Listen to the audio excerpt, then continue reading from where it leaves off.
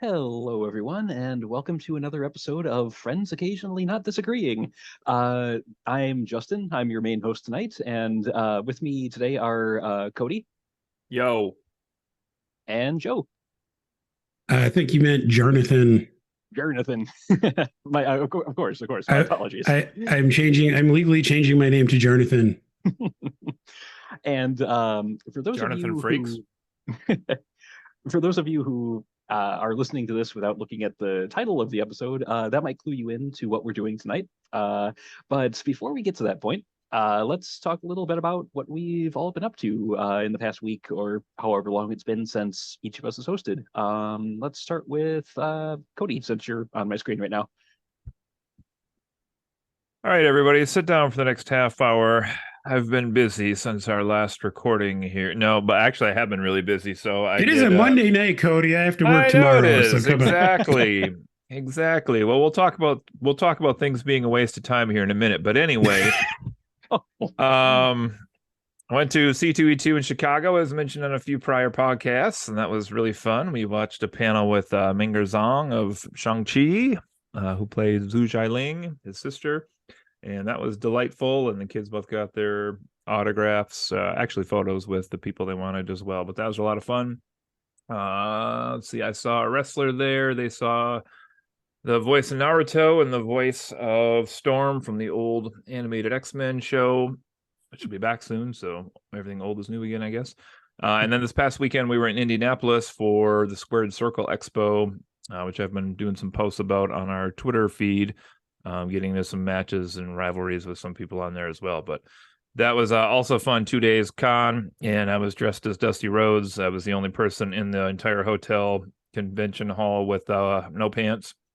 So that was fun. I got some good comments from various wrestlers and things of that nature, and a few fan photos with me as well. And even did a promo contest that I was tricked into doing because it wasn't labeled as such when I signed up for it. So, but that was fun, and my kids enjoyed watching me do that. So that was a good time. And besides that, the biggest thing, I guess, Joe's probably going to spend all his time talking about is this fantastic game Dredge we've all been playing. Eh, Justin? Wink, wink, nudge, nudge.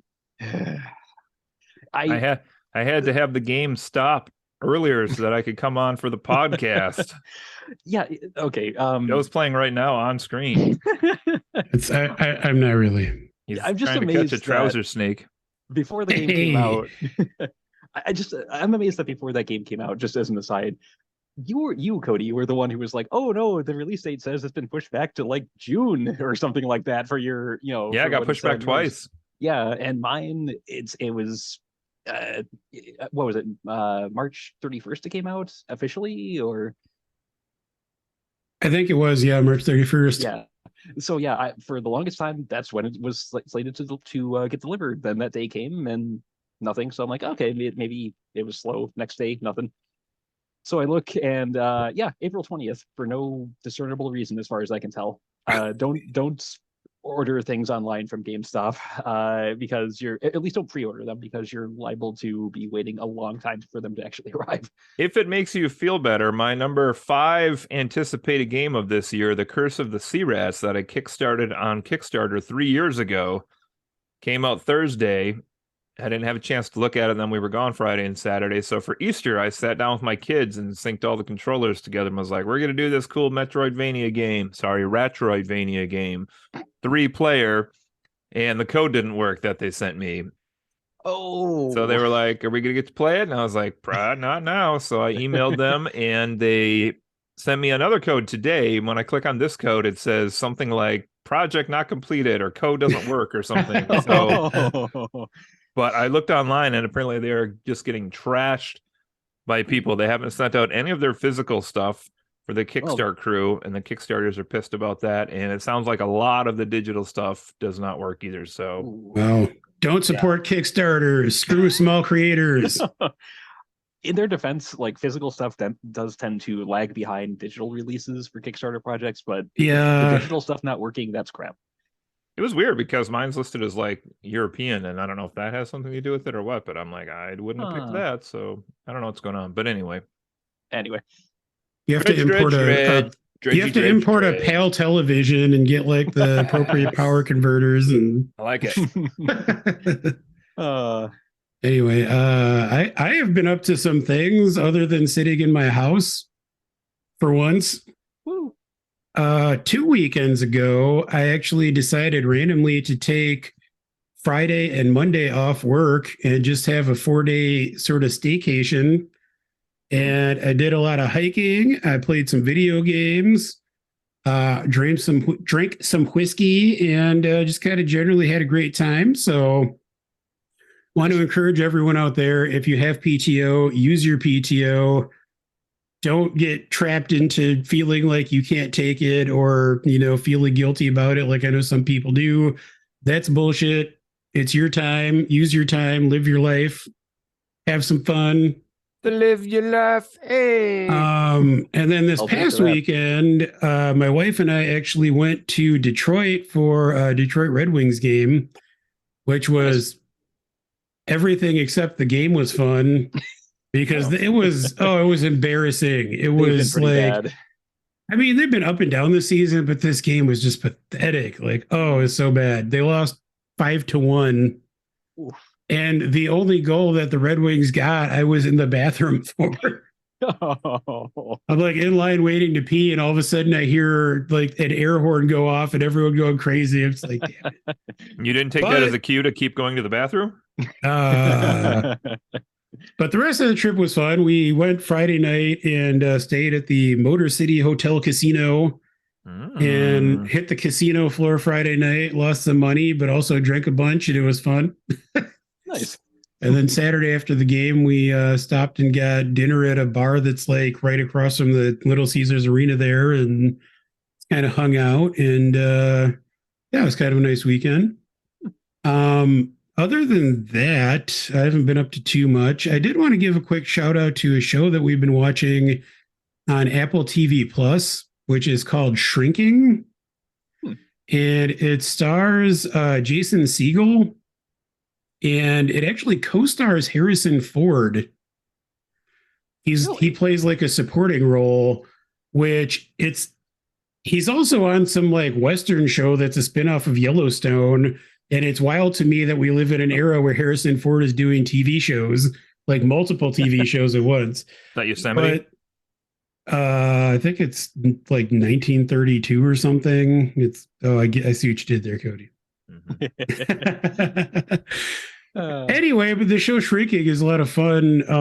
The premise is that Jason Segel's character is like a psychologist, and he's going through some personal stuff. And one day he kind of decides to violate the rule that you're not really supposed to tell your patients what to do to solve their problems.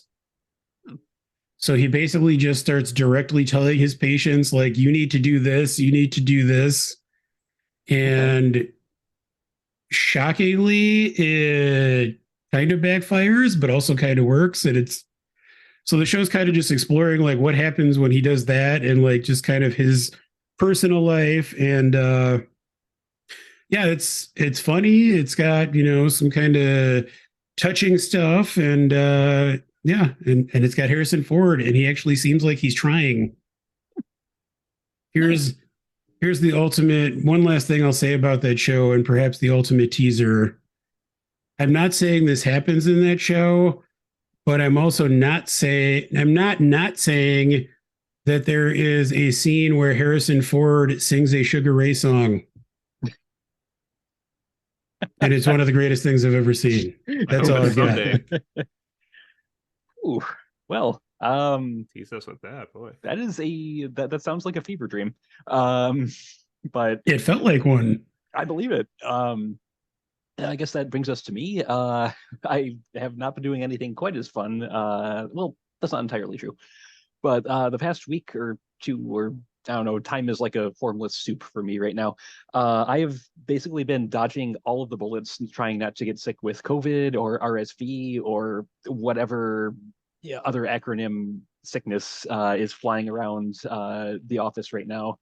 And somehow coming out completely unscathed, much to my chagrin, because it means I've had to pick up extra shifts for people who are out sick. And it's been a lot of work the last couple of weeks for me, but I have been able to squeeze in a little time for gaming and that sort of thing. And I'm going to do a bit of a shout out to a game that was on, I believe, Brett's most anticipated list for 2023, Meet right. Your Maker, Oh. which is the best way I can describe it without like going too deep is imagine if Mario Maker was an FPS, like a first person shooter, or like if Minecraft had a reason behind why you're building all the stuff. So it's half the game is like a first person shooter stealth action heist where you're trying to break into these other people's bases that they built and trying to steal like the MacGuffin that's at the bottom of them. And the other half is you building your own base to protect your own MacGuffin. And there is a lot of creativity on display in this thing because you can build pretty much whatever you have the resources for. And people come up with some really crazy stuff like, a trap that leads to another trap that leads to another trap. And, if you're not like just on the ball the entire time, you're gonna get killed. And I have not had this much fun dying since like the first Dark Souls. It is fantastic when you get into a really well designed base and something just kind of hits you right out of left field and takes you out. Then you just start again and you try to plan for it, get a little deeper, and it's a great gameplay loop. And it's been one of definitely the highlights of this past couple of weeks because it's a blast. And yeah, if any of that sounds fun to you, give it a look because it is a game that deserves to be played. But yeah, other than that, a lot of work. And I did squeeze in time for the subject that we're talking about today, which is the Dungeons and Dragons movie, Honor Among Thieves, which I did not actually expect to when I was a kid in the 80s. That was like the tail end of the whole satanic panic thing surrounding D&D and at the time Satan! yeah, like newscasters crapping themselves on the air over the satanic cults that are infiltrating America or whatever. And I never thought 35 years later that we would have like a big budget big name movie in theaters about D&D that wasn't something along the lines of mazes and monsters trying to demonize the thing. So we live in a very interesting reality right now where suddenly D&D is what the cool kids are doing, and that kind of blows my mind. But I don't know if I would go that far. well, let me put it this way. I mean, because in this sense, I kind of mean cool kids in a literal sense because my wife is currently running, I believe, 3 different D&D games. 4. She has some in the other room. 4 different D&D games for kids at her library, and she is one day a week. She is a librarian at a school, and like 70% of the kids are playing D&D, which that blows my mind. But yeah, whether it's what the cool kids are doing or not, it's a lot more popular than it used to be. So with that lead in, I just want to point out that there was the 2000 movie Dungeons and Dragons. You seem to be just glaring right over that notable yes, as entry in the everyone series, but it has a solid 10% on Rotten Tomatoes. I just want to point out that you guys are all nerds. Guilty as charged. But yeah, so featuring the wonderful Jeremy Irons and Marlon Wayans. I'm just putting it out there. We don't talk about that movie, Cody. I'm sure they don't either. If they're smart, they don't. But yeah, so do we want to do like a basic plot breakdown without getting into spoilers or too much detail, like just the overall theme of what the movie's about, and then kind of talk about what we liked and what we didn't, or in scenes that stood out to us? Well, I mean, even before that, maybe we need to look at, like you were pretty excited, it sounds like, as a D&D player and maker. Yes. I was confused because I thought from prior podcasts what you wanted me to do was walk into the theater, raise my middle fingers, and walk out. I thought we were still on the Wizards of the Coast boycott, so I'm really confused here. Did you guys actually watch the movie? This is totally different than I thought we were doing. Yeah, well, part of that is okay. So if you in earlier episodes, I have made passing mention of the current state of Dungeons and Dragons, and specifically the people who own the IP, Wizards of the Coast and Hasbro. A brief overview of that is they tried to overturn 20 years of precedent of people basically using what's called the open gaming license to make content for D&D. When that was established back in the I think it was 2003, I want to say.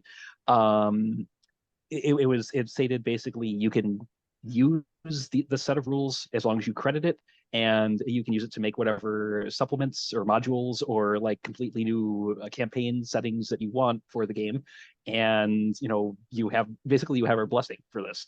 And some of the best content for D&D was made by people who were not part of Wizards of the Coast or Hasbro, third-party developers who made their own stuff and made it good. Fast forward to last year, where suddenly Wizards and Hasbro decided, we want a cut of all that. And a very sizable cut that would essentially, I think it was 20% as a baseline of any profits made over a certain dollar amount, which would pretty much cripple a lot of the independent developers out there. And the real kicker was at any point they could decide, we're going to revoke your license and we own everything you made. So there was a huge backlash from the tabletop gaming community on the internet over this. And I was one of the ones who was very much up in arms because that's a really dick thing to do.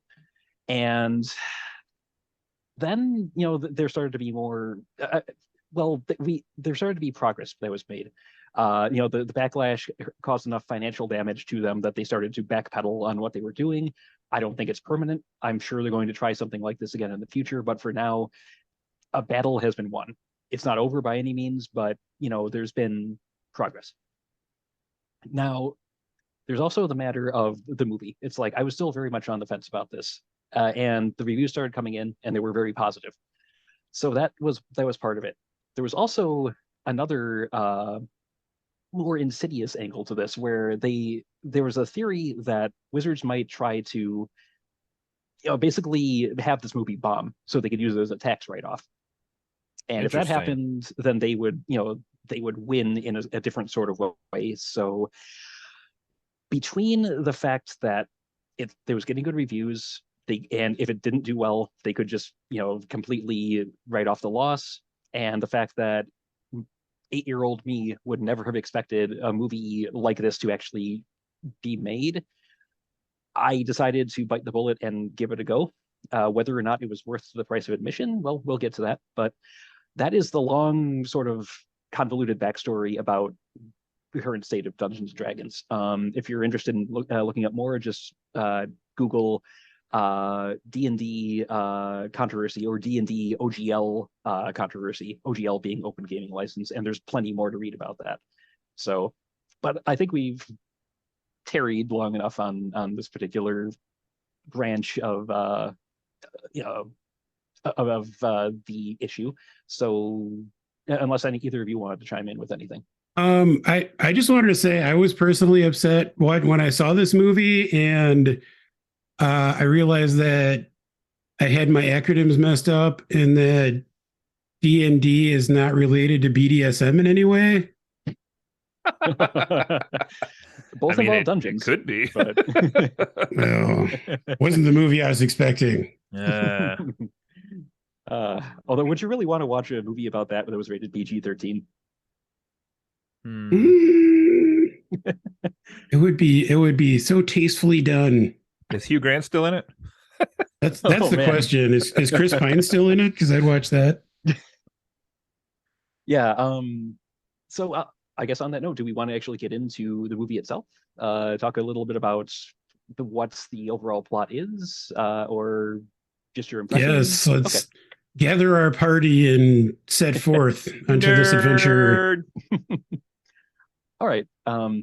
So Honor Among Thieves it's I guess broadly classified as an action flick, but it's also sort of a heist movie, and also sort of a comedy at times. Also a fantasy movie. It's got something for everyone. Yeah, but really a Bradley Cooper showcase. Uh, But yeah, going into this, looking at the trailers and things, I kind of expected it to be almost like Guardians of the Galaxy, except in a fantasy setting. And not entirely, that's not entirely what it ended up being, It but sure it was wasn't. still it was still interesting in a way, because it starts with basically our heroes, if you can call them that at the beginning, are in prison, and they have been for a year now for crimes that, well, they get elaborated on as the plot goes. I don't want to spoil anything. And yeah, the movie essentially begins with their parole hearing, and kind of doesn't exactly go well. Uh, Jarnathan. I mean, yeah, it ironically does go well, but it does, but Yeah. they complicate things. yeah. I actually have a question about that opening sequence for you, Justin. Sure. Which, in case it wasn't already obvious, Justin is the established D&D player among us here, Nerd. aka standard nerd. Yeah. D20 nerd. So this is I kind of had mixed feelings about the opening sequence when I watched this. Like, charming as Chris Pine is, I didn't really love the fact that it was just like an exposition dump, it felt like. And, it was just a lot of him talking. And like, I kind of liked a little bit of what they did as far as establishing his character. Mm-hmm. But something I heard someone say on another podcast discussing this movie is that this is meant to sort of replicate the start of an actual D&D campaign, where you would kind of discuss your character's backstory. Like, is that actually a thing where you would kind of like stand there and talk about your character's backstories for a minute? Sometimes it depends on the game and who's running it. But a lot of games do kind of start with the characters not really knowing each other, and they have to find a reason to come together to go on these adventures.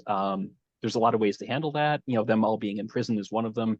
Or the standard thing is they meet in a tavern, and there's a lot of approaches. But generally, giving the other players some semblance of who your character is and what they do, it's a good first introduction. Cool. Yeah. So in that sense, yeah, I can see why they took that approach. And do you think that was? I mean, I know you said it felt kind of wordy, but in that light, did you think that was effective, or? I mean, knowing that that's possibly tied to like the game is like a little Easter egg. I like it, but I mean, it just felt like too much like telling and not showing, and like I don't know. I just something about it just felt kind of unnecessary to me. Okay. I mean, I didn't hate it, but it didn't pull me in right from the beginning. Like, it took me a while to get into the movie. And I think that structure at the beginning threw me off a little bit, although it does kind of come back around at the end, but we'll get to that. Yeah. What about you, Cody? You've been pretty quiet over there. I'm just going to put this out there early in our podcast. I thought the first hour of this movie was pretty damn shaky. And I was just reading another review while we were here. Basically, was like a person saying, I checked my watch 60 minutes into the movie to see if this was over yet. I had a really hard time with this at the beginning. I didn't think it was bad, but it wasn't the majestic laugh riot adventure I saw with the trailers that they've been putting out for months and months. I thought the characters were a little shaky in the beginning. The plot didn't really grab me right away. The camaraderie between the characters didn't seem that believable or interesting. So I had a really hard time getting into this. Now, later in the movie, I felt like that got a lot better, which we can talk about when we get more into the movie here. But for the beginning part, I don't know, this was a little shaky for me. I thought I didn't mind the actual prison scene though. I thought that was fine, all well and good. But Cody likes a good prison scene. I do. Yeah, he does. I do, especially with bizarre. I did. I mean, I will say bird wardens. I did like the introduction of Michelle Rodriguez's character. Like, when they first show the two of them in the cell and there's that new prisoner being brought in and he's like being creepy. And Chris Pine says something about, Olga hates it when people interrupt her eating her potatoes or something like that. Yeah. And then she just like destroys that guy. Like, I mean, I thought that was good to introduce her as, like a barbarian. And obviously I did like the Jarnathan thing, as that is my legal name now. Yeah, for those of you at home, Jarnathan is he's one of like the people who was supposed to be reviewing the character's parole, and he's what's called an Aarakocra, which is like a bird person. And so if you're wondering what all the references to him are, that's what he is. Jarnathan. He shows He up. was our family's favorite character as well. Yeah, he doesn't even really do all that much.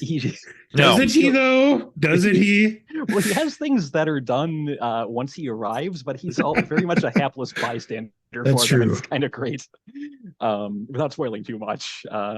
But so just broad strokes here. There's a prison break. They manage to get out, escape, and Chris Pine's character, Ed, he is looking to basically get back to his daughter, who he left behind when he was locked up, and he's trying to reestablish contact, find her, and get back on his feet, so to speak. The way that plays out, it could go better, but we'll get there.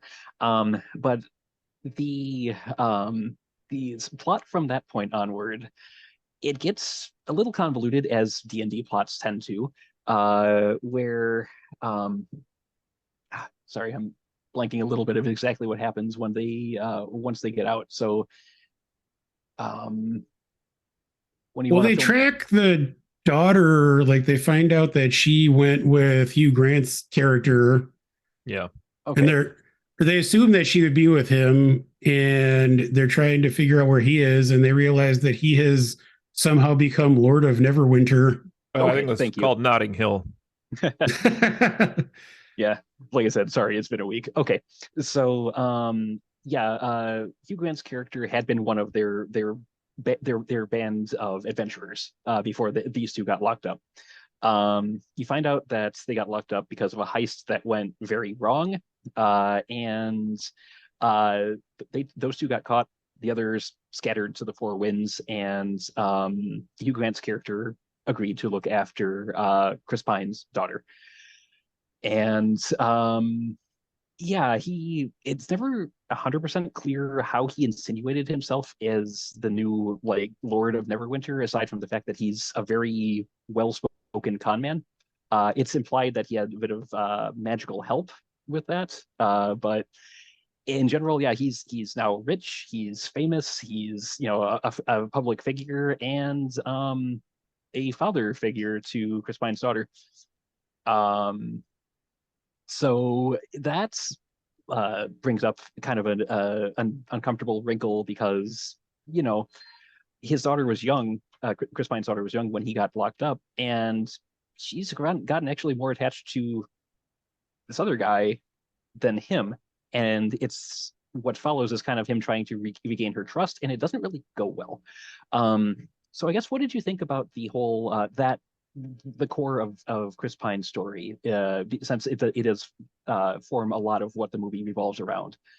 The idea of trying to reconnect with family and prove yourself worthy in their eyes. What did you think about that? I mean, I don't like kids, so it just made me angry that there were children in this. No, I don't. I'm kidding. I think, I hate to say it, but I mean, I don't know if I would go quite to the extreme Cody did, but I feel like it did take me a while. I would say maybe like a half hour or 45 minutes into this movie to really get invested. And like, when all of this is initially being set up, to me, it just kind of felt like generic movie tropes, like I didn't really feel any connection to these characters for a while. As the movie went on, I got more invested in it. I started caring more about Chris Pine's character and, rooting for him to win his daughter back and things like that. But I didn't feel like it was really, maybe the emotional stakes were not established that strongly for me up front. Also, like, just this, well, I shouldn't say that. It's it's spoilery, but did anybody trust Hugh Grant? Did anybody not think that Hugh Grant was a scumbag? Come on. I mean, when they introduced him as part of like the old gang, they mentioned he's a con man. Yeah, they literally introduce him as a con man, and then like Ed and everybody else is like shocked that he would, turn against them. Yeah. Anyway. It seemed like Chris Pine gave up like really easily on like trying to win his daughter back as well, because like as we go further in the movie, like his skill in this movie is nothing if not talking. And so That's like true. the ability that he just is like, oh, can't win her back, like can't convince her. And I'm like, that's the only thing your character is good at. You're like the leader with plans who talks. That's all you do. And later he goes into like a whole monologue about that. But it's like, yeah, but have you met Hugh Grant? I mean, do you see how charming he is? I mean, yes. Also, he has a sorceress in his corner. Well, I'll tell you what, I thought precisely one person did a good acting job in this movie, so I'll save that for later too. Oh boy, we're gonna have a fight over that. Yes, we are. Roll initiative. Two if you count Jarnathan. It was delightful. Hashtag justice for Jarnathan. Hashtag spin-off series. Hashtag never forget Jarnathan. 52 episode TV show about Jarnathan. Oh man, I'd watch it. I'm sorry, go ahead, Justin. Well, I was just going to say, so the listeners might be wondering, okay, so, Chris Pine got locked up. Why doesn't his wife look after his daughter? Well, his wife's dead. And the reason they all got locked up in the first place was because he was after an artifact that supposedly would bring her back. And that also forms kind of a core of the story, because he still wants to bring his dead wife back. And not his daughter's mom. He did it. Yeah, but yeah, that is like his driving focus to the extent and exclusion of other people who are close to him. And as the story goes on, he learns that maybe there's more to life than clinging to that one thing. And the more I think about this, the more I'm like disliking this movie. Oh jeez. It's like, again, did anybody else think that the tablet of reawakening was actually going to work out for him? I was pretty sure. Oh, go on. At best, I thought that it would get destroyed or something before he could use it. At worst, I thought maybe it would be a monkey's paw situation where his wife comes back as a zombie or something. I don't know. But like that sort of thing never actually works out. Yeah, I was fully expecting it to either be cursed, like it was not actually what it was supposed to. It wouldn't do what it was supposed to, or he would have to use it on someone else besides his wife. Yeah. And I'm not going to say whether either of those expectations were correct, but I will say it does still form the focus of his story for a lot of it. Yes. And when he tries to get his daughter back from Hugh Grant basically says, oh, by the way, your father, he wasn't trying to, he was after a tablet of great riches, and that's all he cared about. He threw away your mother and you for the promise of wealth. And so yeah, they kind of end up in a lot of hot water because of this. They end up having to run for their lives. They end up having to try to figure out a way to get the tablet and get his daughter back. And that involves getting, I don't want to say getting the band back together, but getting a band together, because some of the characters were part of the original group and some were not. At this point, the females in the audience who had been anxiously awaiting that guy from Bridgerton, not yet. We're getting there, though. We're getting there. So yeah, let's talk about the characters that join them. So they also have a sorcerer who's talents they decide to tap for the size. That's being generous, calling him a sorcerer. It's what it would be what his class is in the game. I know, I'm joking. He was as good at magic as he was at acting. No, I like Simon. Except his magic got better by the end of the movie. Hey-oh! Whatever. So yes, let's start with Simon then. He's he is the sorcerer of the group, and in the time that they've been locked up, they're like, oh well, he was never very good back then, but maybe he's gotten better over time, and they find him just like doing tricks in like a little backwater village and trying to like steal stuff from his slack-jawed audience as they're ridiculing his ability to make things smell like grass or whatever. Um, and yeah, there is Actually, I did like that scene. Like I liked the misdirect for us as an audience, mirroring the misdirect that he's giving his audience in the place where he's performing. He's kind of like, because he's not actually trying to do good magic on stage. He's just trying to cause a distraction while he uses his magic behind everyone's backs to rob them, which I thought was cool. Yeah, so it's a little subtle nod towards the fact that maybe he is a bit better than this, but he doesn't necessarily show it. I like that too. And there is, well, they realize he's trying to steal from them. Things go sideways, and we're introduced to something that, if you're not familiar with D&D as a system, it might seem like it's just sort of pulling things out of thin air, but the concept of wild magic. And wild magic is basically when a spell goes haywire and does something you don't expect, and it comes into play in this section and in other parts of the film. But since you two are kind of outsiders to D&D, how did you feel about the times when Simon's magic all of a sudden just works better than he expected or does things he didn't expect it to do? How did you feel about that? I mean, I feel like I've seen that portrayed in, other media involving magic where, a character is like backed into a corner and all of a sudden they can do a thing they didn't know they could do to like save themselves or, stuff like that. So, I mean, it just kind of, it made sense to me. It worked for me because I feel like I've seen similar things portrayed elsewhere. Okay. Yeah, I didn't know that necessarily was a D&D thing either. Just similar more to what Joe said, where we see a character that slowly gets better at something over time, and he did have sparks of like getting better at his craft as the movie went on. He has a pretty pivotal scene later in the movie where he finally seems to get his full powers, but it's just kind of like those trickles of preview of what's going to come for him maybe later as a character. Okay.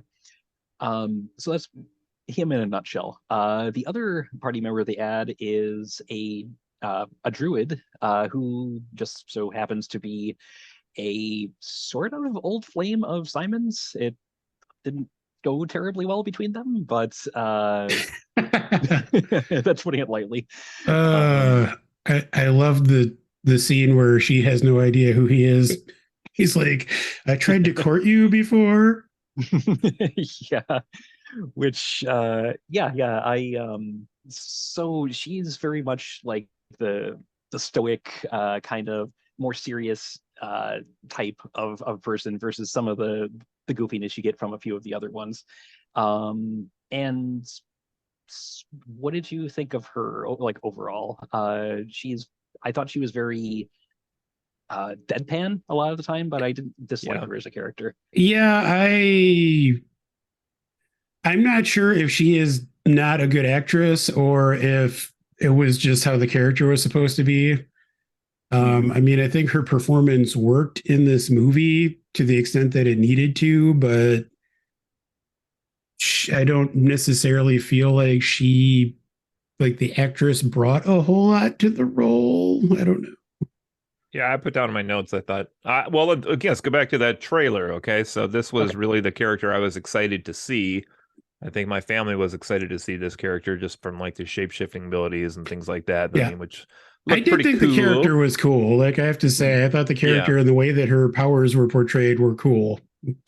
So I don't know. I thought she did an okay job. I put good but inconsistent for her acting job in the movie, which was, and I don't know that was her performance as much as her character that I have a gripe with again here, because she just seemed to have like these amazing abilities when she wanted to use them, which was not always. Well, is going to the source material. The druids are limited to the number of times they can do that sort of thing per day, and she actually already exceeds that limit just for the sake of cinematic coolness. But so maybe they were trying to make it seem a bit more. Is that mentioned in the movie? I don't believe so. See, that would help. It Just to would. hear her once be like, I'm not unlimited. I can only do 2 of these a day or every so many hours or something like that would have helped me just be like, why don't you just transform into owlbear all the time and kill people and win this battle? That's fair, and it's part of why I'm glad we're doing this, because getting input from people who aren't as familiar with this stuff as I am, it's important to hear, because yeah, for a general audience they might have questions like this. So, but yeah, that is the reason. Even though she does change more often than she should be able to, yeah, there's limits to what people can do. You know what? She turns into a deer, and that's all that matters. So yeah, on that note, basically they need her to try and get eyes on where an art basically where the tablet is being kept. So because she can change shape, they figure she can slip into the castle, or the city, the castle in the middle of the city, more easily without being noticed by turning into something like a crow or a rat or a deer, as one of them says.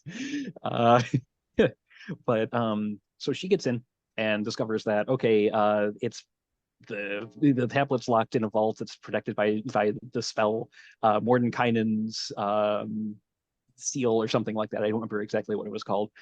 And they're like, well, crap, okay, we might as well stop here, because there's no way we can break that. It's it's magic you can't dispel. You can't get rid of it unless you have this other thing.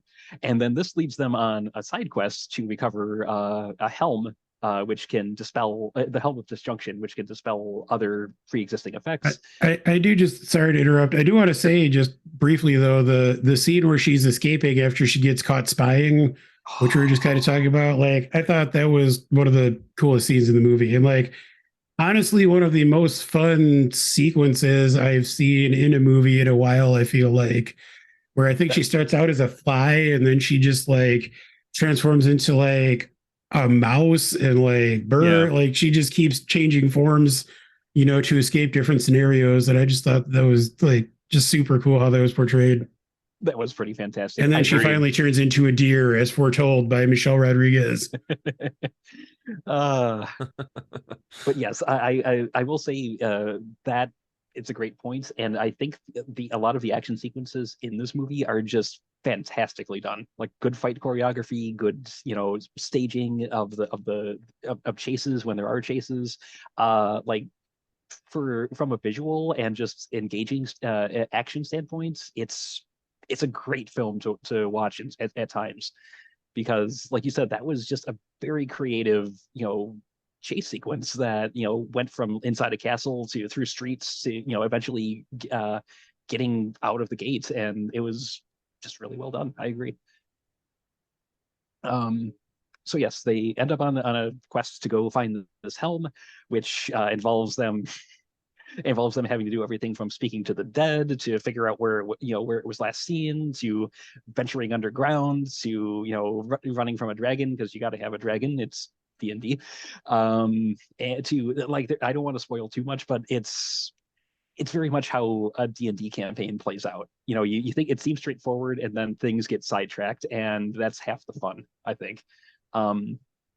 What did you think of their quest to get this MacGuffin back, to actually break into the vault? Did that work for you guys, or did it seem like it was too superfluous? That was fun. I mean, I liked, of course, everybody's going to like the scene where they talk to the dead. That was I thought entertaining. That was a little bit predictable, but entertaining, which is still pretty fun. I wasn't sure how I felt about the fat dragon. I understand that particular dragon is part of like D&D lore, from what I gather, but it feels like a fat joke, and in the year 2023, that's not super cool. Oh, you felt they were fat shaming the dragon? I kind of did. Like, I feel like they made it a joke that the dragon was fat, and I feel like they could have done that. They could have had that scene just with a dragon. It didn't have to be, haha, look at the fat dragon. I needed it to be a fat dragon. Well, it's because you're a dick, but that's true. I guarantee 100% that they chose that particular dragon because for fan service. But it probably would have worked with any other dragon, it would have played out a little differently without it sliding down the ramp with its mouth open, just letting gravity do the work. But This is a famous dragon, I'm assuming, or yeah, it's his name's Stempershoud. He's in one of the modules that my wife was running for her kids. I think Into the Abyss, I want to say. I can't see your phone, Cody. I meant to send that to you gents this weekend. That was at the Nice. large toy store in Indiana. They had a stuffed animal of him when you walked in. Nice. They also have a Fortnite gun, Nerf gun, named after him as well right now. So, but yeah, he is an established character. He rules over, or at least he did rule over a city in the Underdark at one point. But apparently, in the movie's timeline, he got ousted somehow and had to find a different place to live. So yeah, but yeah, he is an established character. But I suppose that's a fair critique from you, Joe, about maybe we should be above that sort of thing. But I don't know. did we already get to the point in the movie when they talk to Zinc? He had to have been in there by then, right? Yeah, he's definitely in the Underdark sequence and stuff. Like he's the, I think he's like the one who guides them there. Yeah. Oh yes, yeah. Paladin. Yeah, so not exactly another member of the party, but someone that they run into, and ask for assistance. Who also was around when the last time the helm was seen, because he's, I believe, half elf, was he in the movie? I think. Either way, that he was alive hundreds of years ago when the helm was last seen. I don't want to elaborate too much more on that because spoilers. And he does agree to lend his assistance on the condition that Chris Pine give all of the treasure. I mean, can I just interrupt for a second again? Are we avoiding spoilers? Because I feel like we're already pretty deep into spoilers. Oh, that's fair. That's fair. I would assume anyone who's listening to this has already seen the movie. So. Oh, okay. I don't know. Okay, spoilers from this point on. Let's do that. Spoilers. So he says basically, okay, I'll lend your assistance if you do the noble thing and give all the riches that you find in the vault to the people of Neverwinter, which Chris Pine very reluctantly agrees to. And that does kind of come into play later, which is kind of cool. I thought anyway. But so yeah, he does agree to help out. Oh, we never mentioned Holga's ex-husband, the halfling. The little guy. Cody's mentioned him a few times. Yeah. B Coops. He's a raccoon. He's not a raccoon. Wrong movie. Yeah. How did you guys feel about Bradley Cooper just randomly showing up in the middle of this movie? I had no idea he was in it, so I was like, wait, is that Bradley Cooper? Yeah, seriously, it took me a couple minutes of like that. He looks like Bradley Cooper, but is that Bradley Cooper? Yeah, it even sounded a little off his normal voice. It was I thought he was an okay addition. So he was Michelle Rodriguez, or Holga is her character name. He was her old flame before she got locked up, and he's very tiny. He's a halfling, so he's like half the height of a person pretty much, and she's a pretty tall, imposing barbarian. She has a type. Let's just put it that way. They both have a type. Indeed. Yes, because in the time that she was locked up, he found himself another burly barbarian woman. I thought that scene was interesting because, I mean, obviously the joke is that she's a barbarian and he's, a little halfling, but they didn't play that scene as a joke. Like they actually have like a genuine heartfelt conversation about, how she hurt him and, the reasons that they can't be together. And it was interesting that they handled it that way. I agree, because a lot of times, D&D games can be all about like the combat and the getting out of, hairy situations and all that. And it's not all the time that the players or the DM think to go back and touch base with the actual like day-to-day lives of the characters involved. So seeing a nod to that was actually, I thought that was actually pretty nice too, because it's easy to forget that outside of adventuring, the people in this world do have lives and loved ones and families and stuff. So, but let's see, I'm trying to think of why I was going back to him. Okay, so let's see. We go. We were talking about that. Did the there's a lot of uproar in a good way about this scene with Zink when he's walking away. That was before they went on the quest, right? Or was that the second time he saw them? Wait, what do you mean when he's walking away? When he's on the beach and he was walking away from them. Yeah, that was later on. Oh, that's later on. Okay. That's after they get the helm, and like I think that's the last time they see him for a minute. Okay. Cancel. I mean, I think when she goes back and sees Bradley Cooper, that might be when she acquires the portal gun. That's where I was. That's why I was mentioning. Oh, yeah, that's right. I'm sorry, the portal gun. So, during sometime before she got locked up, Michelle Rodriguez gave her husband, a walking stick, or what she thought was a walking stick. It's implied she got it on one of her travels, one of her adventures, and it's kind of neat looking. It's got like a gemstone in it and everything, but it's just when you see it, it's just like sitting in an umbrella stand or something like that, unused. So he tells her to take it with her, because he doesn't need it anymore, that sort of thing. And it ends up being very important. Because it's a portal gun. Yes.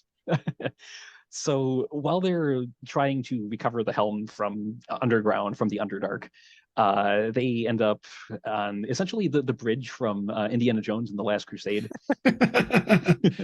where in Latin, Jehovah starts with an I. Yes.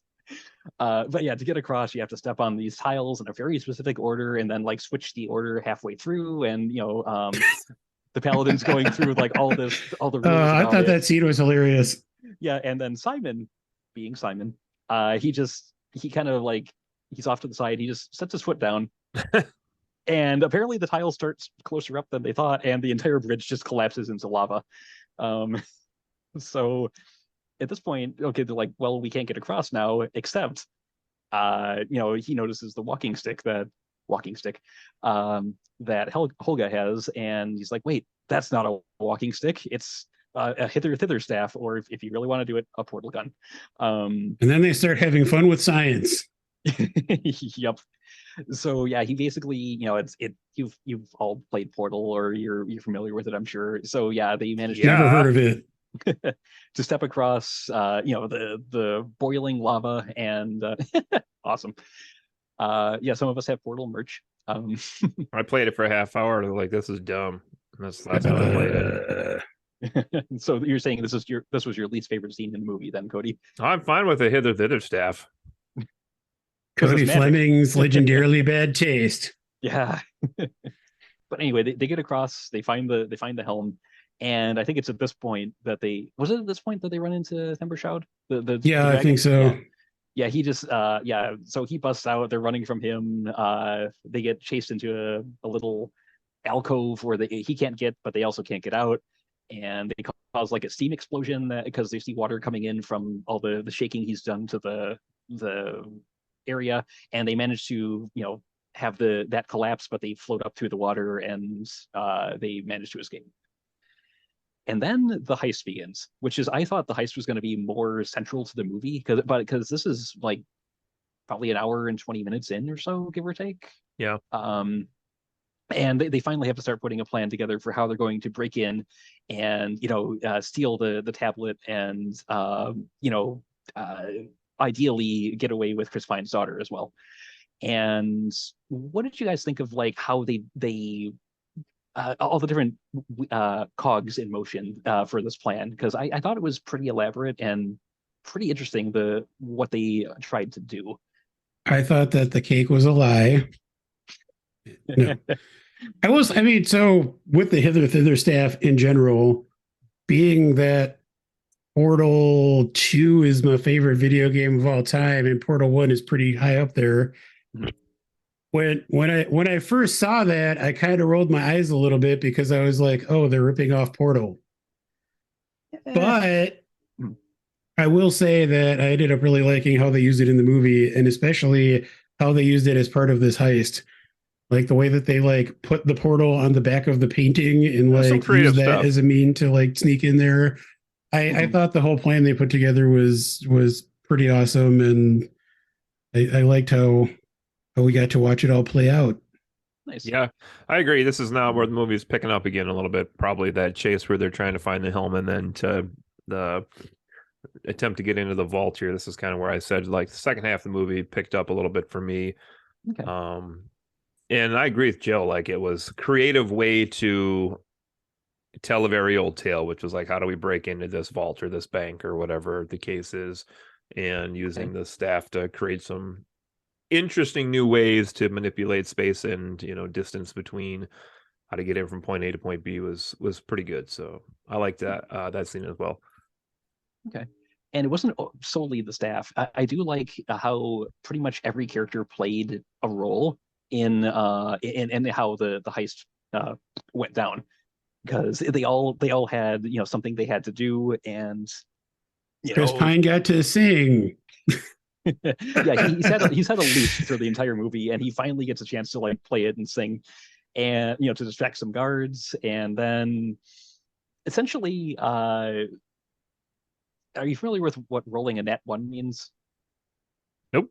Okay, so when to try to accomplish various things like sneaking past someone or climbing a slippery surface or whatever, you roll dice, and traditionally it's a 20-sided die. If you roll a 20, it's automatically a success for a lot of DMs, and if you roll a 1, it's an automatic failure. There were several net ones rolled during the events of the heist, including during the singing scene, which I actually really liked how that went sideways. Because I mean, we're doing spoilers, so spoilers. It's not actually Chris Pine that's singing. It's an illusion that Simon had made, and he gets his foot stuck in like he like breaks through a cobblestone or something, and he's like trying to get free, and he can't concentrate on the illusion, and Chris Pine starts like deforming and like repeating lyrics and stuff. It yeah, so there's a bit of the humor, the comedy that you were probably expecting from the trailers. Yeah, I gotta say that as much as it sounds like I'm down on this movie, I actually did cry at this movie at one point. Oh, What? Yeah, it's actually Whoa. true. My family can attest to it, but it was from laughing so hard at Chris Pine's face melting. So they just kept the bit going and going and going and going, and I just was like laughing. It was like old school, like I don't even know what to compare it to, like Dumb and Dumber or some stupid comedy from back in the day where it just was so Army of ridiculous, Darkness but or it just kept something, yeah. going and going. It was hilarious. So yeah, suffice it to say, it's a good plan, but it kind of fell apart midway through, which results in the party getting captured and being forced to compete in what did they call the games? Was it just The High Sun Games. The Hunger Games, no. where apparently something that had been outlawed in Neverwinter generations ago because it was barbaric, but hey, The Gelatinous Cube Games. yeah, Well, we should point out their now, plan so. is successful. Like they do It break is. into the vault. The vault is just Oh, empty true. and not what they thought it was. That is true. That's true. That's true. So they do end up getting captured as a result. And rather than kill them on the spot, they basically say, "Well, we're dead anyway. Why don't you let us, at least go out, in a blaze of glory by competing in your games?" No. In a blaze of glory. So this is basically Bon got this. Novi. Oh. So Hugh Grant has this like big old arena where it's tiered seatings. There's people filling the stands to watch essentially gladiatorial combat. And the floor of this thing, it can shift, it can make walls, it can make barricades and whatnot. And they're the contestants are trying to go through. They're trying to progress from one configuration to the next, get treasures, find it's like an old school dungeon crawl kind of is what thematically you could compare it to in a D&D the game. It's just a maze full of monsters and treasure and traps, and actually a bit of fan service, because I don't know if either of you two watched the D&D cartoon back in the 80s. but one of the other parties in in this whole setup is actually the party from the cartoon. So it's a nice little Easter egg. They only show up in like 2 scenes, but it is very much those characters. I had heard that, but I'm not familiar because I'm not a nerd. It's fair.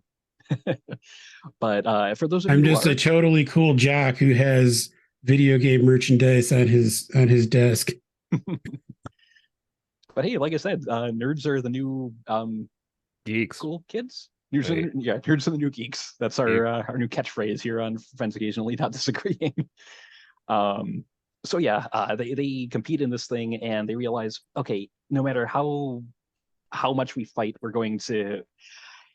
we're just going to end up dead at some point because it's just going to keep resetting itself, and there's Well, no the way goal was to like get into a cage in the middle of the maze. Yeah. And they were like, And I that think- doesn't seem like a smart It's not a idea. bad idea. And I think that was like the goal before things reset themselves. That's how I understood it. So like it was going to be a different maze next time, and but so before I get into how they got out of it, what did you guys think of this whole sequence? Was it just gratuitous action, or did you think it was kind of cool? Or Again, fun little chase set scene.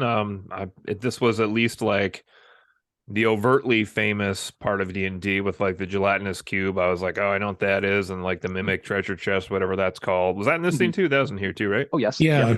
Yeah, like I knew those two, not being a D&D player, but like they're iconic enough that I was like, aha. Okay. Yeah, I mean, I didn't really have strong feelings one way or the other about this sequence. I mean, I kind of, even not being super familiar with D&D, I recognized some of the iconography and knew that this was a lot of fan service in one scene, Okay. which was fine. But I mean, as far as, plot advancement or like my personal investment, I was kind of like, meh, I don't know. It was okay. Okay. How do you feel about how they got out of it? Using the gelatinous cube as like an escape route. I feel like I didn't really have a firm enough understanding of how the gelatinous cube worked. Firm enough. Haha. Like, I Wait, mean, I mean, not that I wanted like a bunch of explanation about it in the movie, and I think they tried to set that up by, someone gets their arm in it or something, and they're talking about how it burns, so we understand that it's like a slow burning. Mhm. But I just, as far as the actual escape with them like voluntarily jumping into this thing, and then the druid turning into a snake and slithering out of it. I don't know. I guess it felt a little weird to me, but I admittedly am not that familiar with the source material. So. Okay. Yeah, agreed. Yeah. That's sort of like the whole feature of like the I don't know what you want to call them, the posts or whatever you want to say that comprise the maze, like we're going up and down, and like, was when they were below ground with this cube is when they got out of the cube, and it's like, well, maybe you could have just rode one of them down and not went in a cube, but that's fair. Yeah, I felt that. I mean, if I were them, I might not have realized the cube was brought up from underneath. I thought it might have just been, Yeah, I wondered about that part too. Yeah. Yeah. Like, I feel like my general reaction to that was it looked cool, but I'm not sure it made sense. Yeah, because I was like, okay, they can jump into the cube. I don't know why. And then it's like, oh, it gets lowered down, and but I don't know how the characters would have intuitively known that it would have been brought down underneath once they were inside it. So, but I still thought, the use of the shape changing to, basically collapse herself into a much smaller form so she could slither out through the negative space where her body had been in the cube. I thought that was kind of cool. But yeah, they're just monsters and more obstacles than anything that if you blunder into them, if it's no one to pull you out, you'll just get slowly dissolved. It's a terrible way to go. So that's really all the explanation that you need for them. But yeah, once they're free, they are off the radar because they are assumed to either be dead or just out of action one way or the other. And then that kind of it gets us into the final act where it's the rescue of Chris Pine's daughter and the big, the reveal of who's actually pulling the strings behind Hugh Grant's rise to power. So the one character we only mentioned in passing, who was there before everyone got there, the two got locked up at the beginning, was a sorceress who, they met and who talked to them into trying to steal the treasure that got them locked up in the first place. So surprise, surprise, she's evil. Creepy McCreeper pants. Yeah. And she's actually undead, but is hiding it well. And she goaded he wanted to say Chris Pine, it's not Chris Pine, Hugh Grant, into reinstating these games. So everyone, or a lot of the people in Neverwinter, would gather in one place, so she could essentially sacrifice them and turn them into undead minions. So that's the big ultimate evil plot at play here. And our heroes find themselves in the midst of something a lot worse than they expected, which they thought they still expected to just be trying to rescue Chris Pine's daughter and all that. I mean, we as the audience, non-educated D&D players, we weren't supposed to inherently know who she was working for, right? Correct. Yeah. Okay. That was just kind of left there for future movies, is my assumption, but yeah, I mean the Red Wizards were mentioned early on, because I don't remember exactly at what point, but they were mentioned in passing. They're mentioned a couple times. His wife was killed by Red Wizards. Like yes. it's kind of seeded throughout the movie. Like I didn't feel like it came out of nowhere or anything like that. Yeah.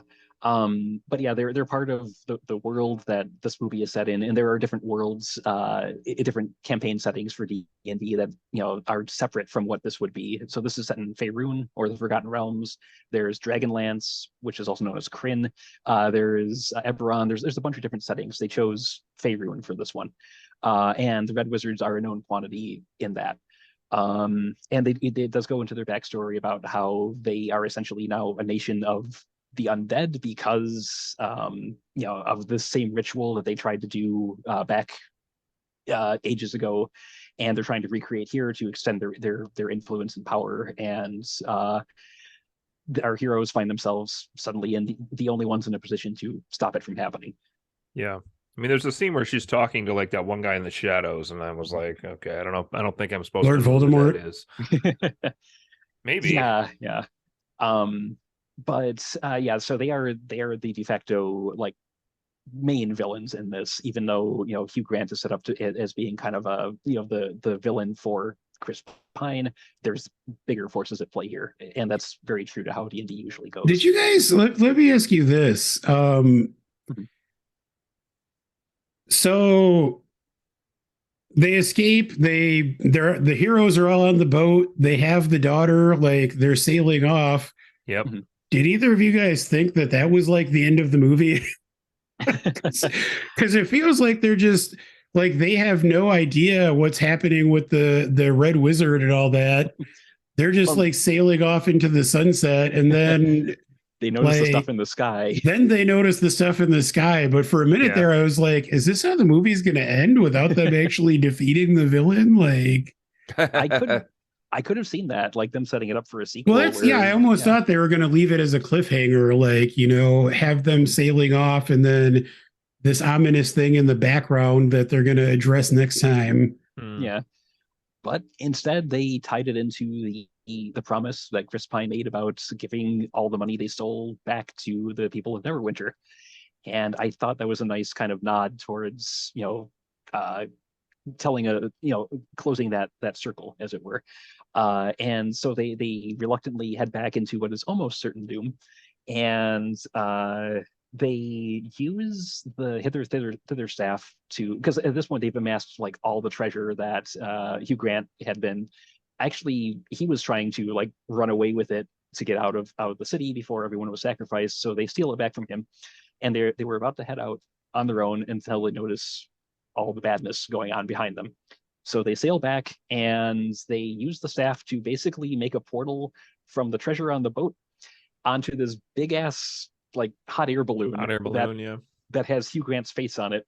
And it starts like they managed to get the staff perfectly centered, like the other portal, perfectly centered over his mouth on the face of the balloon, and he just starts like vomiting gold onto all the onlookers, and they follow it out because the wind makes it drift out of the arena, and that thwarts the worst of the red sorceress's plans, but they still have to contend with her. And I actually really liked the fight scene that follows, because it again involves all the characters. Yep. Some are more effective than others, but It involves a potato. It involves a potato. It involves a lute. People get beaten with a lute. And I really enjoyed that sequence. I agree. I enjoyed it mostly. Except it was a really fun battle sequence, except I don't know that I enjoyed like how they ultimately defeated her, because they set up to the viewer that that's not where they were going with that, and then all of a sudden his daughter shows up and like clamps a bracelet on the evil wizard, and they're like, aha, our plan worked. And to the viewer they were like, we left her behind. Like, was that their party trying to dupe the viewer? Like, it didn't make sense. But other than that, delightful scene. I didn't have a problem with that. Yeah. The bracelet, I should mention, is something that they had on them when they were in the arena, and it dampened magical powers. So they had an extra one after they got out, which they used on the red sorceress to nerf her powers long enough for them to defeat her. And it was a great plan. I was just like, after the movie, I leaned over to my wife and I was like, did they say that they were gonna like use the daughter and make her invisible and do that? And like, they had explicitly been like, you stay here, it's safe, we're gonna go handle this thing. I'm like, all right, so you're just doing this I have to like watch it again to trick the audience here, which is kind of weird. So that is a little cheap, I guess. But unless the daughter took it upon herself to take that risk. Well, no, Cody's right, because it did stand out to me like, too. Because our plan worked. Yeah, because that's fair. I do remember, like, when they told the daughter to stay behind, I was thinking, like, she's definitely going to come in at the last minute and save the day somehow. But they do say, like Cody said, they do say, like, oh, the plan worked, as if they had planned that all along. That's fair. So, yeah, that is a little bit tricksy. Yeah. And sort of a thick thing to do, if his whole point was to prove himself, Chris Pine's whole point was to prove that he's back and he cares about his daughter, and then he puts her in immediate harm's way. It's kind of a dick move. Well, but but she had been part of their adventures in the past. Like, I think it's just that he's like including her in his life again. I don't know. I mean, it didn't really bother me that much. Plus, just the way that the druid beat her down in the owlbear form was amazing. She just like throttles her, whipping her around. You're like, oh, okay, I think she's dead. Nope, she's not done. She's still gonna just like wham wham. It was like a Hulk smash Hulk action and Loki going on. vibes. Yeah, no doubt. Yes. Like I thought that was amazing. Yeah, but the fight was not without casualties, and womp womp. And this is where one of my predictions about the whole, the MacGuffin, the tablet of return, came to fruition, because Michelle Rodriguez, Holga, got stabbed by. Red wizards have these swords that if you get stabbed by them, they're cursed to the point where normal magic can't like heal you. There's nothing you can do. You're going to die a horrible, agonizing death. And that is actually what killed Chris Pine's character's wife. We should know. Yes. So there's parallels here, because he and Holga, during their time together, they've also kind of grown close, not romantically necessarily, but they have a bond. And he's seeing someone else, that he cares about, die in front of him in the same way that his wife died. And he makes the decision to essentially let go of his dead wife and use this priceless artifact to save his friend and his traveling companion. And and I think we know what Joe thinks of this. Do you want to elaborate? Joe, you have some problems here? So here's my problem. Okay. What was that noise? We all knew this was going to happen. Like, this is the inevitable outcome of this situation. My main problem is how heavy-handed this was. Because what happens is Holga's dying, And the daughter goes and is like crying on her and saying, I need you. I need you. And then Chris Pine has these flashbacks of all the moments in his daughter's life that Holga was there and realizes that Holga was the only mother figure his daughter ever knew. And like that's why he decides to save Holga. And like that I don't have a problem with that decision, like him deciding to save Holga because it makes sense, but I didn't need the movie to like hit me in the face with it. I feel like maybe have the daughter go and be crying on her as she's dying and have Chris Pine just look at that and be like, nope, you know what? I'm going to save her because I need to do what's best for my daughter right now. Like, I don't need the daughter to say repeatedly, I need you. I really don't need the flashbacks. Like, it just felt like too much. That being said, I got a little emotional. Yeah, I pretty much echo what Joe said. I don't know if I thought it was quite as heavy as he did it, but yeah, I agree. There was a little emotional tinge to that. Yeah, as well. they could have been more subtle with it. I do agree, but I thought it served its purpose, even if it was a bit ham-fisted about it.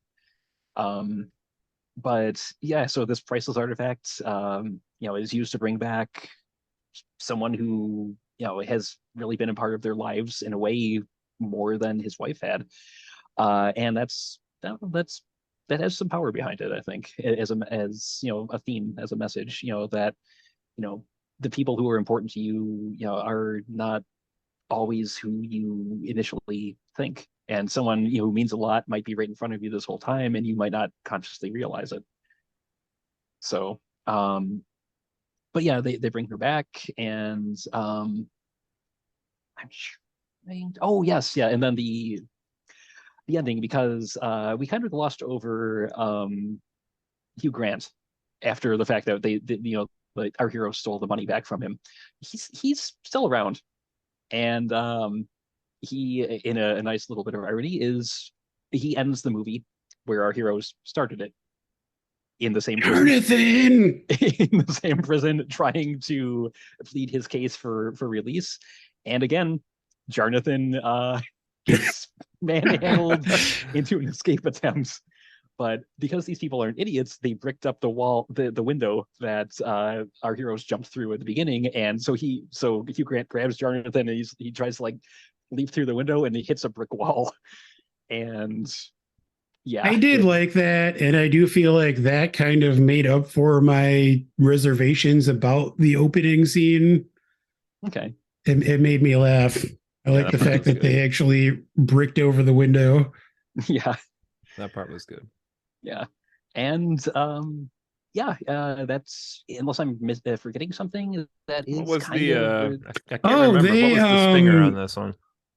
Well, I don't know if it was this, I don't think it was a stinger, but we also see that our heroes are like pardoned and celebrated, because we find out that part of the plan with Hugh Grant and the sorceress was that they had made the old Lord of Neverwinter fall ill so that Hugh Grant could rise. Oh, that's so right, after yes. they get taken out, the old Lord is miraculously recovered and takes his place again, and like everyone is celebrated as heroes. Yeah, I knew there was a part I was forgetting. Was there a stinger on this? There was. Yeah, there was. Partway through the credits, it jumps back to the corpse they forgot about. Oh, when they were talking to the dead. Because we did kind of gloss over this because we were doing spoilers at the time. But so Simon had a trinket that allowed him to cast a spell that allows you to ask. It animates a corpse long enough for you to ask it 5 questions, no more, no less. And well, I mean, you could ask less, but that's kind of where the stinger comes in. So they get the information they need after talking to a bunch of different bodies, and they're tired of it at that point. And they leave one with only 4 questions asked, and it can't go back to being dead until it answers a 5th question. So it's just sitting there in the credit sequence in the graveyard, and kind of just doing a monologue about its memories and stuff. And it was a nice little zinger, I thought. Yeah. kind of felt bad for that guy. But yeah, and then the credits roll, and that's kind of all she wrote for this, unless there's any part you wanted to go back to and like elaborate more on before we get to our overall impressions. I don't feel anything I need to elaborate on, but I was just going to go back to that scene with Zinc again. That there's like a zillion websites online where he's walking away and he's walking in a very straight line, and apparently the director decided to not cut the scene just to see what he would do, and he just kept walking like a. Oh, so the actor actually did that? Yeah, he actually walked. He just naturally did that? He just kept walking and walking That's and walking because they hilarious. told him to walk until they said cut, and they just like let him keep going. And then apparently the whole boulder in front cast of was him. like, "There's a rock in front of him. What is he going to do? What's Is he he gonna going to do? Is veer?" it a And he just turd? walks over the rock, Just keeps goes going over it. perfectly straight. It's amazing. That was pretty good. And it did sort of play to his character as a very straight-laced, humorless, no nonsense kind of Yeah, I person. thought that was great. Yeah. I mean, speaking of actors and choices, Cody, you kind of hinted at the fact that you didn't really love the cast. True. So tell us about that. I really like most of the cast. I just thought their performances were really shaky. Justice Smith, I don't know about this dude. Like, I was looking at his film credits while we were doing this. His two best things I think he's done are one, Detective Pikachu, where he played second fiddle to an animated CGI Pokemon, and two was probably his performance in the masterful video game The Quarry. I mean, those are probably his two best things. He was not good in this. You forgot about his performance in Jurassic World: Dominion. Well, none of those movies were good, so I didn't forget that. Michelle Rodriguez, same role as always. Listen. Back up. I thought Justice Smith was good in this movie. I thought he was believable as like an awkward, nerdy dude who has no self-confidence, has a crush on a girl. I mean, I've been there, so maybe I just relate to him, but like I thought he was good. I mean, I wouldn't give him an Oscar for his performance, but I thought he was totally believable in that role. Michelle Rodriguez, same character as always. Yeah, that's fair. Maybe a smidge more heart with the relationship. Well, I've always been kind of mixed in my feelings about Michelle Rodriguez, mostly because she always plays the same character. But this particular iteration of her playing the same character worked for me more than it often does. So, and maybe it's because of that. Maybe it's because of that smidge more heart you mentioned. Mm-hmm. Chris Pine, I think I just expected a little more from the trailers. Oh my God. I thought Chris Pine was fantastic in this movie. Dude, I literally, like, the first thing I did when I walked out of this theater was text one of my other friends and be like, why is Chris Pine not more of a movie star? Like, he is like 100% leading man material. He is built to play like the roguish type, which he plays in this movie. Like, I would literally, why did he not play Han Solo in the Han Solo movie? Not that movie needed to exist. Or like, I could see him as like a new Harrison Ford type. Like, I would watch him as Indiana Jones. I know people are going to fight me for this. He's better than Shia LaBeouf. Better than Harrison Ford. I mean, my immediate thought was I wanted to see him in like an Indiana Jones type adventure movie, but then I was like, I would watch him play Indiana Jones. Like, I just think he's fantastic. He could be Lara Croft. They can do a lot with CG these days. I mean, his performance was good. I just expected it to be better than it was. Hugh Grant, I didn't think it was up to his usual Hugh Grantiness in this one. He was okay, but he didn't fully phone it in. Let me tell you guys my feelings about Hugh Grant in this movie. Okay. This movie made me come to the conclusion that Hugh Grant may be the greatest living actor in the movie industry. And here's why. Before my screening of this movie, which I'm assuming happened before you guys as well, did you have the little clip before the movie where they had the cast all sitting there thanking you for coming to see the movie in a theater? Yeah, I think so. Did you notice how Hugh Grant was just kind of there in the corner looking like he was ready to suck on the business end of a fucking gun? Like, just the most miserable person on earth. I do vaguely recall this. Yes.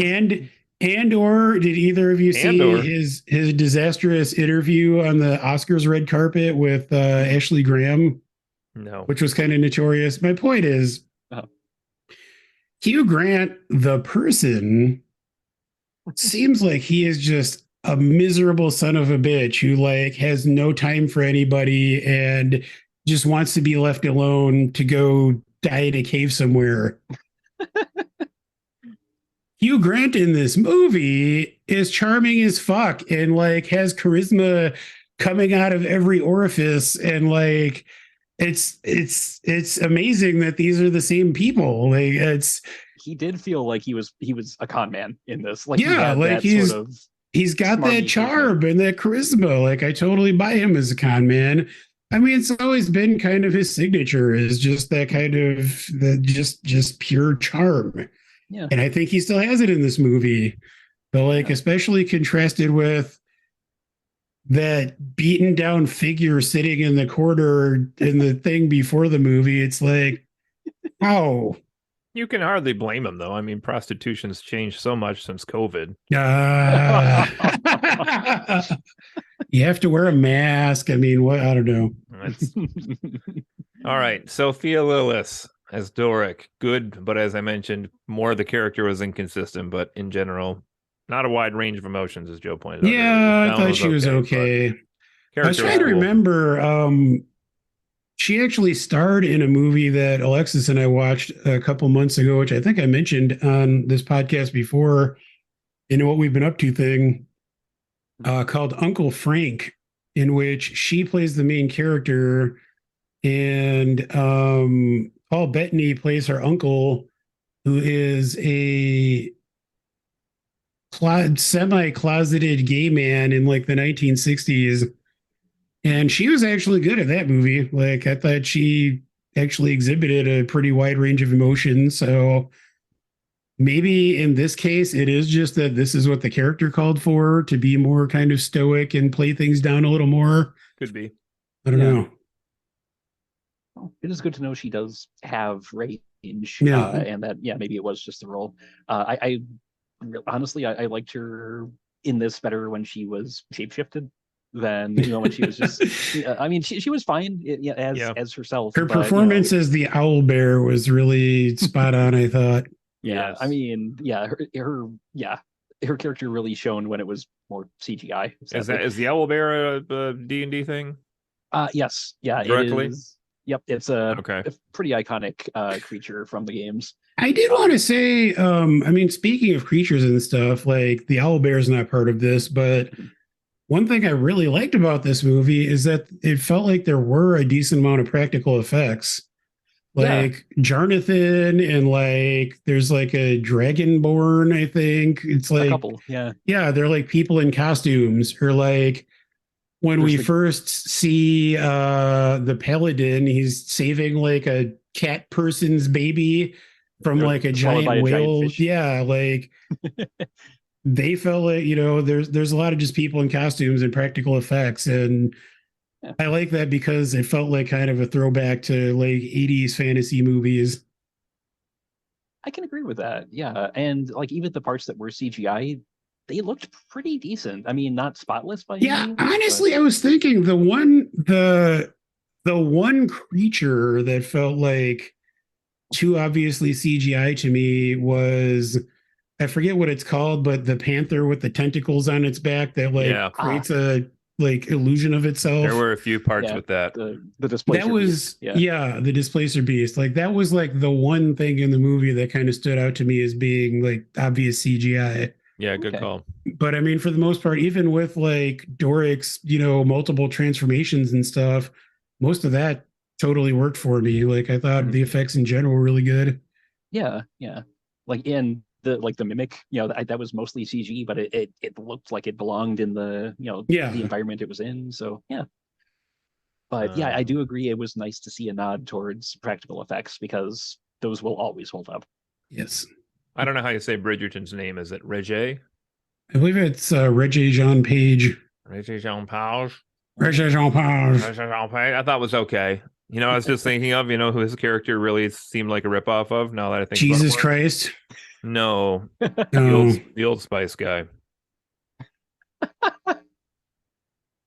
It's just like monotone with here's what you need to do, singular I lesson. thought he was perfect in that role. Like I thought he It was worked. exactly what that character needed to be. It was okay. It just didn't have a lot of depth to it. But I mean, if we're saying I think that was Well, the point though. Mhm. right, but at least the druid, was also kind of one-dimensional personality-wise, but had more to do. This one's kind of Well, we're talking about Zinc here, the Yeah. paladin. Yeah, that's I think also a bit of an in joke because paladins are usually seen as like the stuck up just so. Boy Scouts of the party, and I'm having assuming him this character will be back as well. probably. But yeah, so No, I think my pick for my favorite actress was actually Daisy Head as the evil chick, Sophina. she was creepy. She didn't have like a lot of dialogue per se, but in terms of emotional expression and trying to Mhm. maintain what she looked like the whole movie, I thought she was actually pretty good. Yeah, she had presence, that's for sure. Creepy presence. Yeah, yeah.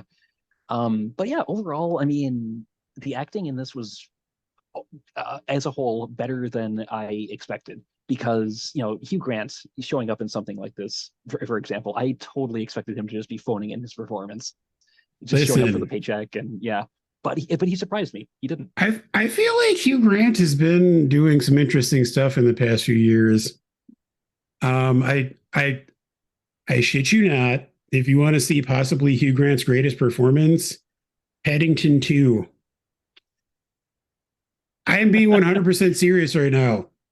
Okay. Hugh Grant is the villain in Paddington 2, spoiler alert, and he just seems like he's having the time of his life in that movie. Like that movie in general is fantastic, but he's great in that. And I think I don't know, I feel like Harrison Ford has recently been actually trying again after not trying for several years.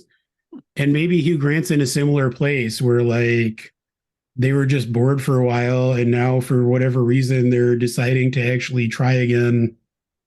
Okay. I just want to document this on the air. This is April 10th, 2023. As we're recording this is the day we found out Joe officially has too much free time on his hands. What does that mean? Means you have time to watch Paddington 2 to evaluate Hugh Grant's performance. I think you'll find that the Paddington movies are very highly regarded amongst cinema fans. I think you will not find that. I'll find that because I'll never try that. Here's what really happened. Sorry. Here's what really happened. They were doing casting and they were like, be a hoot, Hugh Grant. And then they kind of chuckled about it. And then they got Hugh Grant's agent on the phone. And he was like, I'll run it by him. And Hugh was like, does it come with a paycheck? And then they were like, yes. And so he signed on thinking he was going to phone it in. But then something unexpected happens. He gets to set the first day and he sees Justice Smith's performance. And he's like, fuck, I can't beat that. Like, this is way less than I'll ever be able to do. And so he actually tried after that. That's my prediction as to how that happened. Oof. Okay, so springboarding off of that. How dare you throw shade at Paddington on this podcast? You absolute monster. Anyway, are we gonna rate this movie? I was about to say, yeah. Do you want to go first, or Cody seems like he had a hot take? Do you want to just keep that ball rolling? Sure. Just go for it, Cody. Dude, I'm just gonna let this roll. This movie was a tale of two movies. First hour, it was really rough at times, I thought. Second hour, really enjoyed. Especially, I even mentioned here where I actually literally cried. I'm not making that up. I literally cried in the movie theater when Chris Pine's face was melting. You know, a movie made me cry in the theater, Paddington 2. You saw it in the theater? I sure did. Jesus Christ. Okay, anyway. That all being said, I thought the trailer for this. Sometimes I still get misty-eyed just thinking about the ending of that movie. Oh, you need to bear with the rain jacket then if you have that much precipitation around you. Let's see here. I had this as an honorable mention on my top 10 because I kept that list for the year and kind of marking these off as I go. I mean, you guys pointed out there were some really fun parts. The weird thing was I kind of enjoyed it while I was watching it, but as soon as I left the theater, which is much quicker than usual, I was like, was that good? I don't know if that was good or not. Sometimes it hits me a little bit later than that, but You know, a movie I still think is amazing years after having seen it in the theater. What? Paddington 2. Paddington 2? Wait, are you thinking of Ted 2? No. Where there was the bear and the scene with the rain? Is that what you're thinking about? Maybe you got the wrong anthropomorphic bear with the slicker you're thinking of. I think he means What's- I think he means Winnie the Pooh, Blood and Honey. Ooh. No, that's not it either. What's All right. your rating, Cody? I'm going to give this a 3.0.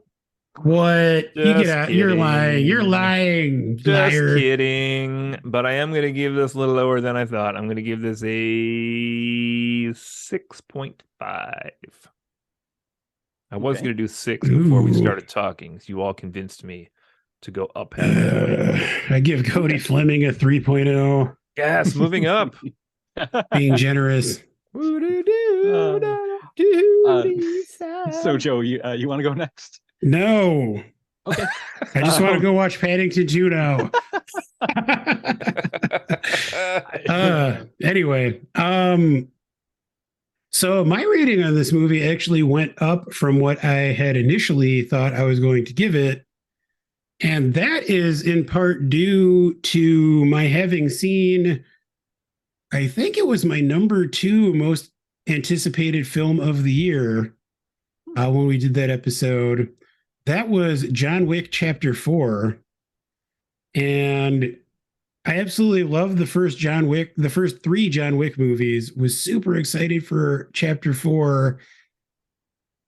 And I was underwhelmed. Ooh. I didn't hate it, but it was just a giant step down from the rest of the franchise for me. And I actually saw Dungeons and Dragons on a Friday and saw John Wick 4 the next day on Saturday. And as soon as the credits started to roll on John Wick Chapter 4, I just had this realization, which was, oh no, I had a lot more fun with the Dungeons and Dragons movie than I did with John Wick Chapter 4, which was one of my most anticipated movies, not just of this year, but in years. Like, ever since John Wick Chapter 3 came out, I've just been like waiting for that moment.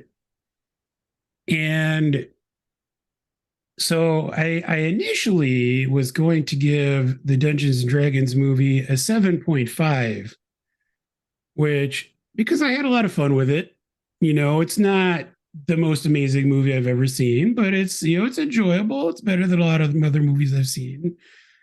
But the more I thought about it, and especially in view of the disappointment of one of my more anticipated movies, and realizing just how much fun Dungeons and Dragons was in relation to that, I bumped it up to an 8.0, and honestly thought about going as high as an 8.5. So you know what? I'll call it an 8.25.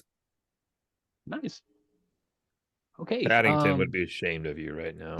I mean, Paddington 2 is a solid 10 out of 10 any day. You guys think I'm joking, but I'm not. Well, I did look up Paddington 2, and it's not I available did to also. stream for free anywhere, so it'll be a Oh, while I wasn't going to go before as far as to watch it. I just saw the rating. That said, so that brings us to me. And Paddington 2 has a 99% on Rotten Tomatoes, just for the record. Well, they also gave this movie a 90, so. Oh, so in light of that, I went into this, like I said, with a lot of misgivings, because the state of D&D and what Hasbro tried to pull. Clue has a 69% on Rotten Tomatoes. What does? Nothing. Did you say Clue? I sure did. Son of a bitch. I'm sorry, Justin, go. All right. Okay. So yeah, we covered this at the beginning, where Hasbro tried to do everyone dirty, and I initially was not even intending to go see this as part of my feelings towards the parent company. But as I said, many factors changed my mind to actually make me buy a ticket. And 8-year-old me would never have expected to be sitting down in the theater to watch something with Dungeons and Dragons on the screen. And if I did anticipate that, I probably would have expected it to be something like the Abomination that we got in 2000 that Cody mentioned a while ago. To have both of those expectations just completely surpassed to such an extent, that counts for a lot to me. And even as a movie on its own, it had very solid action scenes. It had some great choreography during like chases. The effects looked good. It had some genuinely funny moments, and it was just a fun time. So part of my overall rating might be due to the fact that I have such a long history with D&D, and that I am so happy to see it done justice. But even if you go into this not having any real exposure to it, other than that it's a fantasy thing, there's swords, there's magic, I think you can still enjoy this film a lot, despite the misgivings it does have, or the drawbacks it does have, I should say. So all things considered, I loved this. This is one of the few movies in years that I considered going to see a second time. And yeah, it was everything I could have wanted out of a movie adaptation of this material. It's not perfect, but to me, it's pretty close. 9 out of 10. Ugh. You guys. Your bad takes, I tell you. 7.92 out of 10. 7.92. Nice. It's our average. Cody's dragging us down into his dungeon. Badum Tish. Speaking of BDSM. Tish. So yeah, that's that kind of wraps it up for our take on Honor Among Thieves. Unless there's any closing remarks, do we want to jump into our theme song? I don't have any closing remarks on the movie, but just a shout out to our host Brett, who came up with our new logo for the podcast, which is up all over the internet as well. Looks pretty spiffy. Yeah, quite spiffy. Excellent job, good sir. And you can find us also on Pandora these days and elsewhere. So tell a neighbor. Yeah, just like shout it out your window, whether they want to hear it or not. Doesn't matter. They got to hear it. Listen to the fun podcast. Listen to the fun and get your dog to stop crapping on my lawn. Anyway, and watch Paddington 2. So I think that wraps it up for yet another episode of Watching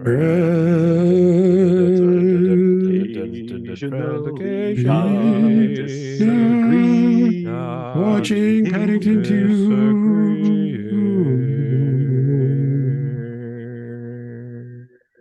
Have a good night, everyone. Bye. Bye, everyone.